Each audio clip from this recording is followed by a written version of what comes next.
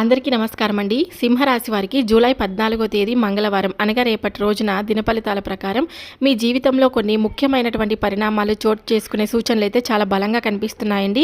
ఉదయం నుండి సాయంత్రం వరకు జరిగేటువంటి కొన్ని సంఘటనలు మీ ఆలోచన విధానాన్ని మార్చే అవకాశం కూడా ఉందన్నమాట. ముఖ్యంగా ఒక స్త్రీ పాత్ర రేపటి రోజున మీ జీవితంలో ప్రభావవంతంగా కనిపించవచ్చు. ఈ వీడియోని చివరి వరకు తప్పకుండా చూడండి. చివరిలో చేయాల్సినటువంటి పూజలు పరిహారాలు కూడా తెలియజేస్తాను. అలాగే సింహరాశి వారు ఎవరైనా సరే అండి, మొట్టమొదటిసారిగా మన ఛానల్ని చూసినట్లయితే, ఈరోజే చూస్తున్నట్లయితే కనుక, ఇప్పుడే చూస్తున్నట్లయితే కనుక మన ఛానల్ని వెంటనే సబ్స్క్రైబ్ చేసుకోండి. పక్కనే ఉన్న గంటను కూడా తప్పకుండా క్లిక్ చేయండి.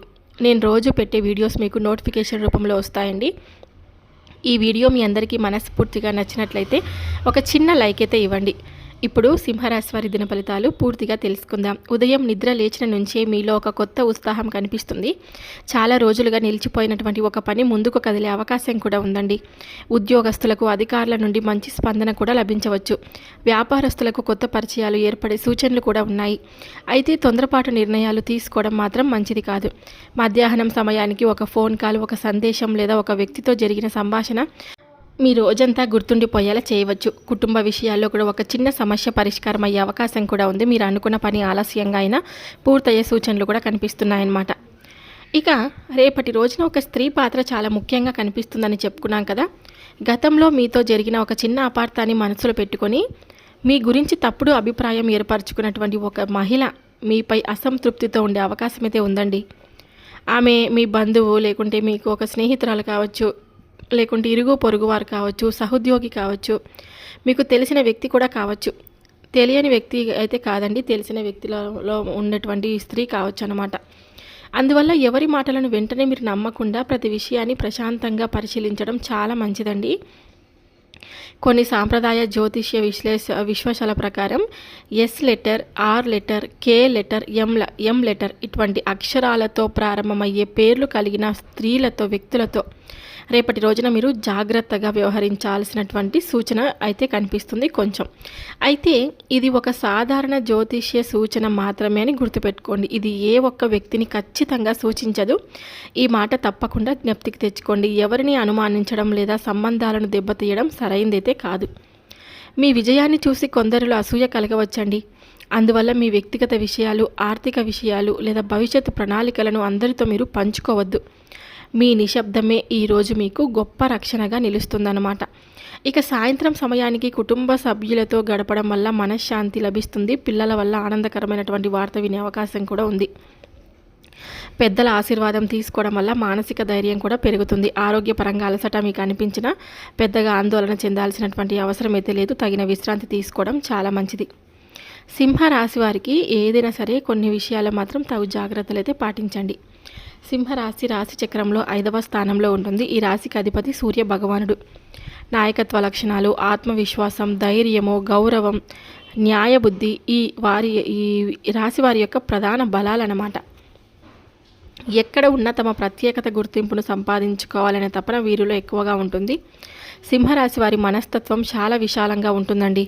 ఎదుటివారికి సహాయం చేయడంలో ముందుంటారు. కుటుంబ సభ్యుల కోసం ఎన్నో త్యాగాలు కూడా చేస్తారు. ఒకసారి నమ్మిన వ్యక్తిని చివరి వరకు నమ్ముతారు.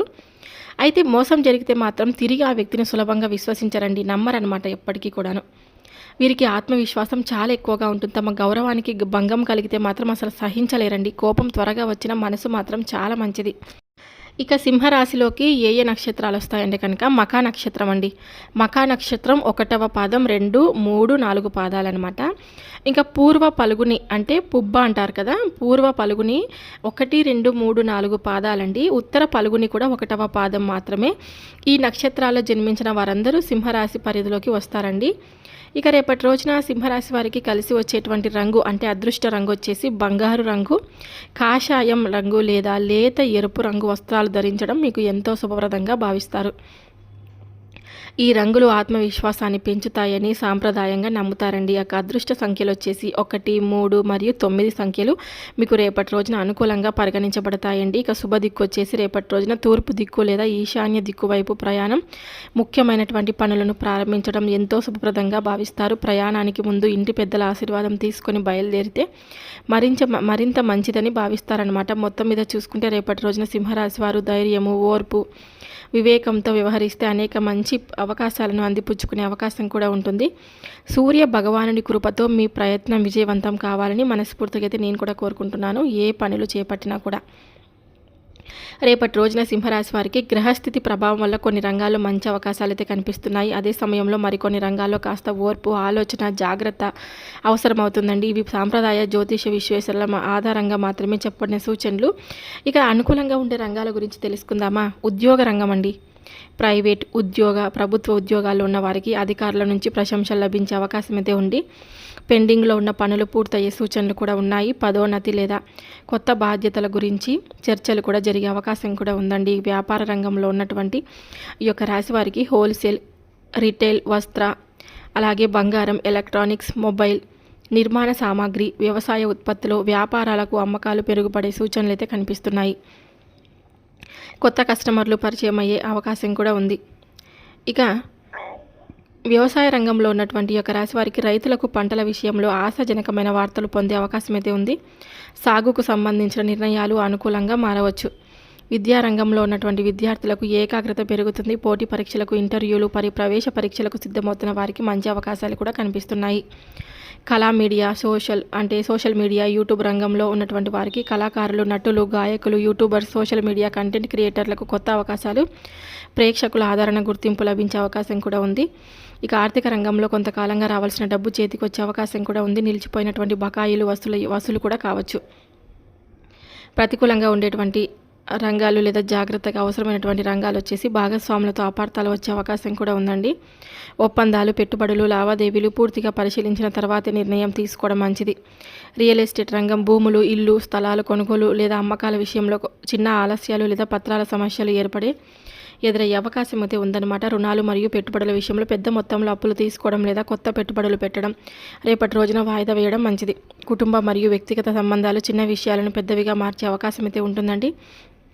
కోపంతో మాట్లాడితే అపార్థాలు పెరిగే అవకాశం కూడా ఉంది. మాటల్లో సంయమనం అవసరం. ఆరోగ్య రంగం అంటే అలసట, నిద్రలేమి లేదా తలనొప్పి వంటి చిన్న ఇబ్బందులు రావచ్చు. సమయానికి భోజనం చేయడం, తగినంత విశ్రాంతి తీసుకోవడం చాలా మంచిది. రేపటి రోజున సింహరాశి వారికి ఉద్యోగం, వ్యాపారం, విద్య, వ్యవసాయం, మీడియా, యూట్యూబ్, కళా రంగాల్లో అనుకూల అవకాశాలు కనిపిస్తున్నాయి. భాగస్వామ్య వ్యాపారం, రియల్ ఎస్టేట్, రుణాలు, కుటుంబ విభేదాల విషయంలో మాత్రం జాగ్రత్త అయితే అవసరం. ఓర్పు, ఆత్మవిశ్వాసం, వివేకంతో వ్యవహరిస్తే ఈరోజు మీకు అనేక మంచి ఫలితాలు లభించవచ్చు.